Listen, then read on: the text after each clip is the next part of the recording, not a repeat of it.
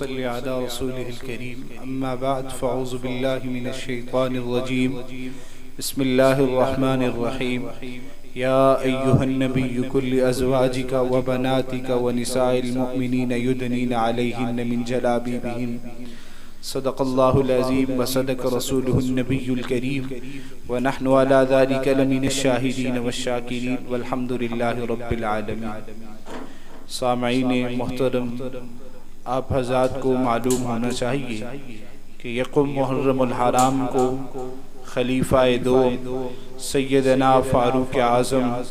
رضی اللہ تعالی عنہ کا یوم شہادت ہے۔ خالق کائنات نے سیدنا فاروق اعظم کو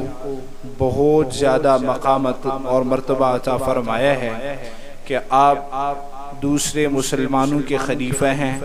سیدنا ابو بکر صدیق رضی اللہ تعالی عنہ کے بعد اور آپ جناب رسالت مآب صلی اللہ علیہ وسلم کی دعا کا نتیجہ ہیں، اور آپ رضی اللہ تعالی عنہ انتخاب خدا ہیں۔ حضور اقدس صلی اللہ علیہ وسلم نے دعا کی اور خالق کائنات نے سیدنا عمر ابن خطاب رضی اللہ تعالی عنہ کا انتخاب فرمایا۔ سیدنا فاروق اعظم رضی اللہ تعالی عنہ وہ عظیم الشان ہستی ہیں جن کے متعلق حضور اقدس صلی اللہ علیہ وسلم نے فرمایا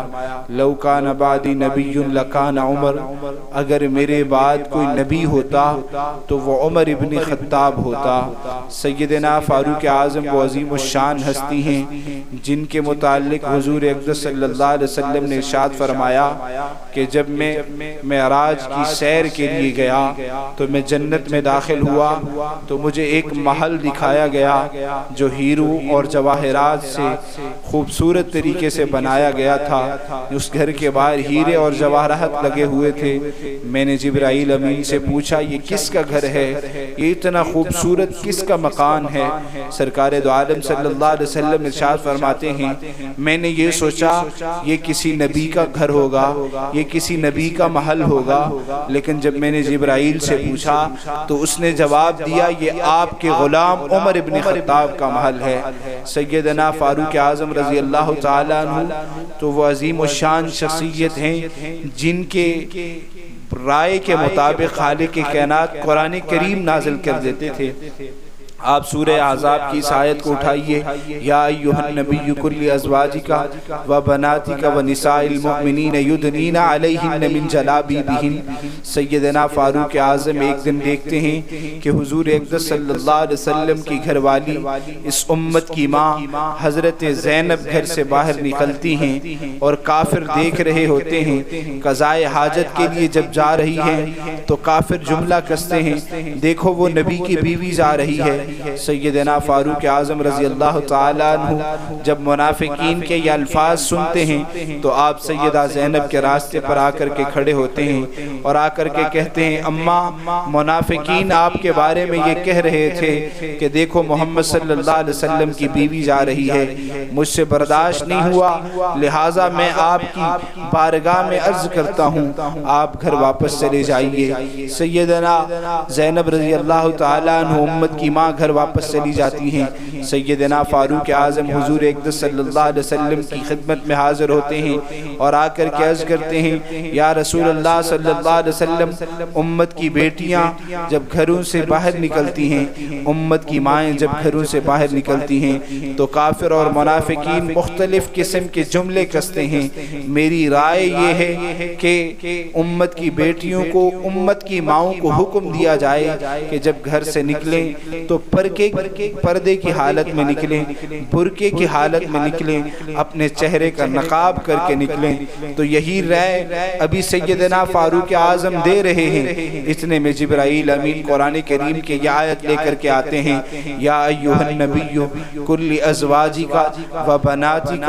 و نساء المؤمنین یدنین علیہن من جلابیبہن۔ اے میرے محبوب پیغمبر، امت کی ماؤں کو، امت کی بیٹیوں کو اور امت امت کی عورتوں کو یہ حکم دے دو کہ جب گھر سے نکلیں تو پردے کی حالت میں نکلا کریں۔ حضرت عمر کی رائے تھی، پردے کی خالق کائنات نے قرآن کریم کی آیت بنا کر کے نازل کر دی۔ آپ دیکھیے سیدنا فاروق اعظم کی دوسری رائے تھی کہ آپ حضور اقدس صلی اللہ علیہ وسلم کے ساتھ طواف کعبہ کر رہے ہیں، طواف کعبہ کرنے کے بعد مقام ابراہیم پر آتے ہیں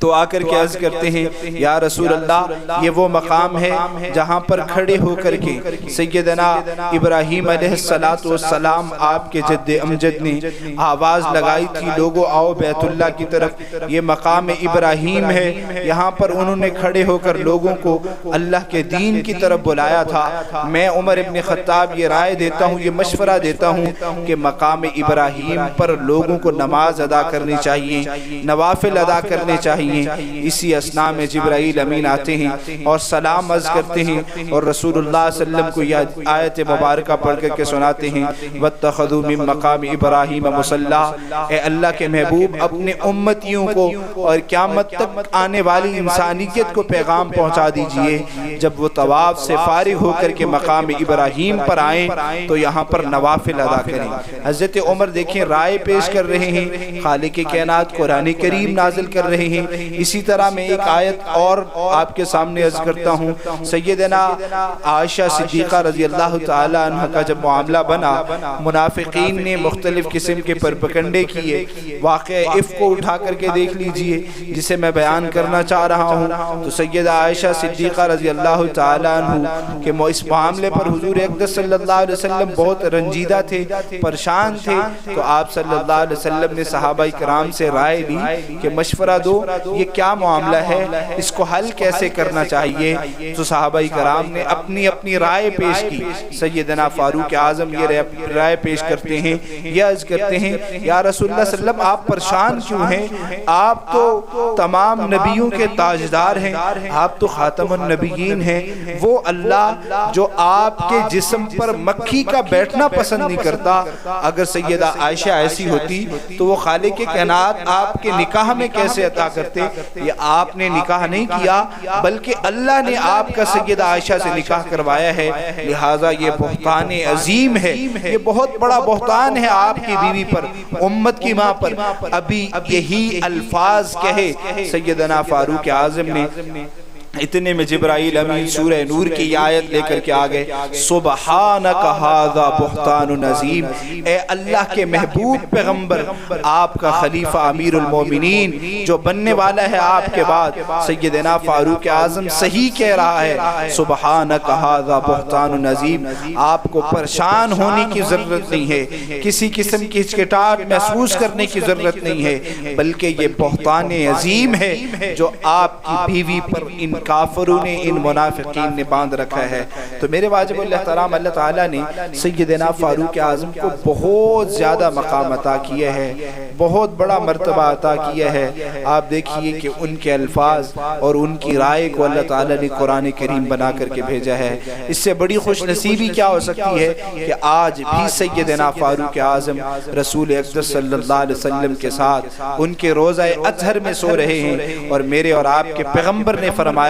کل قیامت کے دن جب ہم جنت میں آئیں گے تو میرے ایک طرف ابو بکر ہوں گے اور دوسری طرف عمر فاروق ہوں گے۔ تو خالق کائنات ہمیں سیرت فاروقی اپنانے کی توفیق نصیب فرمائے، صحابہ کرام کے مقام و مرتبے کو سمجھنے کی توفیق نصیب فرمائے، اور خالق کائنات اس امت کی بیٹیوں کو حیا اور پردہ نصیب فرمائے۔ وآخر دعوانا ان الحمدللہ رب العالمین۔